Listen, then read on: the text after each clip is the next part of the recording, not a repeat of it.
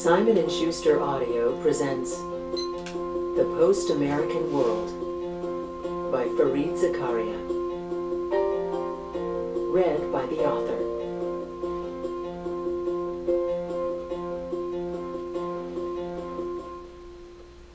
Chapter 1.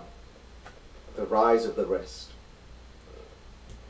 This is a book not about the decline of America, but rather about the rise of everyone else. It is about the great transformation taking place around the world, a transformation that, though often discussed, remains poorly understood. This is natural.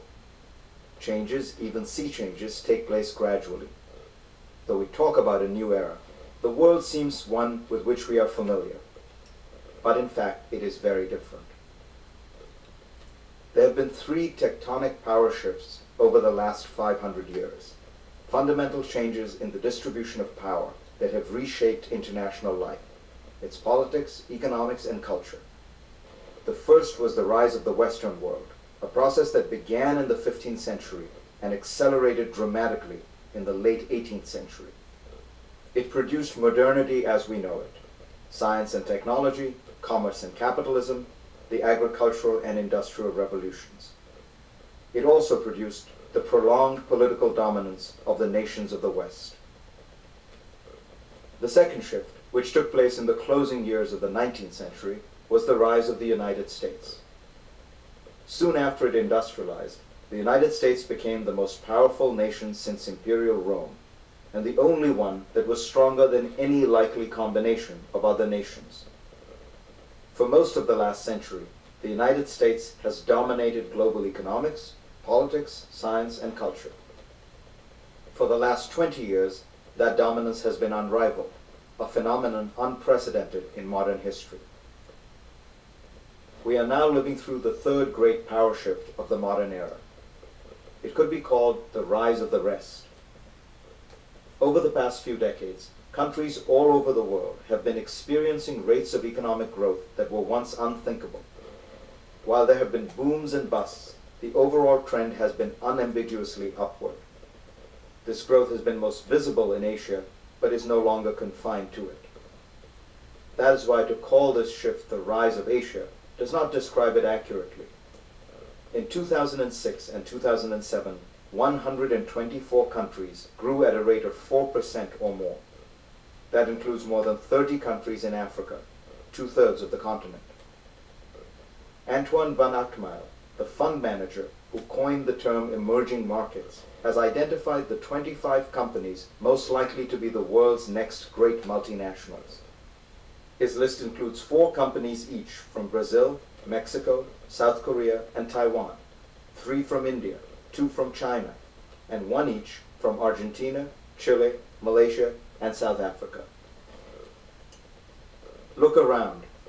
The tallest building in the world is now in Taipei, and it will soon be overtaken by one being built in Dubai. The world's richest man is Mexican, and its largest publicly traded corporation is Chinese. The world's biggest plane is built in Russia and Ukraine. Its leading refinery is under construction in India, and its largest factories are all in China. By many measures, London is becoming the leading financial center, and the United Arab Emirates is home to the most richly endowed investment fund. Once quintessentially American icons have been appropriated by foreigners. The world's largest Ferris wheel is in Singapore. Its #1 casino is not in Las Vegas, but in Macau, which has also overtaken Vegas in annual gambling revenues. The biggest movie industry, in terms of both movies made and tickets sold, is Bollywood, not Hollywood. Even shopping, America's greatest sporting activity, has gone global. Of the top 10 malls in the world, only 1 is in the United States. The world's biggest is in Beijing. Such lists are arbitrary, but it is striking that only 10 years ago, America was at the top of many, if not most, of these categories. It might seem strange to focus on growing prosperity when there are hundreds of millions of people living in desperate poverty. But in fact, the share of people living on $1 a day or less plummeted from 40% in 1981 to 18% in 2004, and it is estimated to fall to 12% by 2015. China's growth alone has lifted more than 400 million people out of poverty. Poverty is falling in countries housing 80% of the world's population. The 50 countries where the Earth's poorest people live are basket cases that need urgent attention. In the other 142, which include China, India, Brazil, Russia, Indonesia, Turkey, Kenya, and South Africa, the poor are slowly being absorbed into productive and growing economies. For the first time ever, we are witnessing genuinely global growth. This is creating an international system in which countries in all parts of the world are no longer objects or observers, but players in their own right. It is the birth of a truly global order. A related aspect of this new era is the diffusion of power from states to other actors.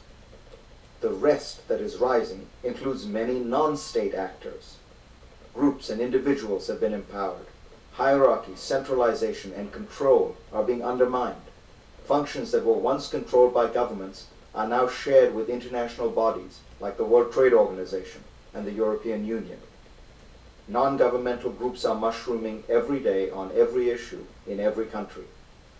Corporations and capital are moving from place to place, finding the best location in which to do business, rewarding some governments while punishing others. Terrorists like Al-Qaeda, drug cartels, insurgents, and militias of all kinds are finding space to operate within the nooks and crannies of the international system. Power is shifting away from nation-states, up, down, and sideways. In such an atmosphere, the traditional applications of national power, both economic and military, have become less effective. The emerging international system is likely to be quite different from those that have preceded it.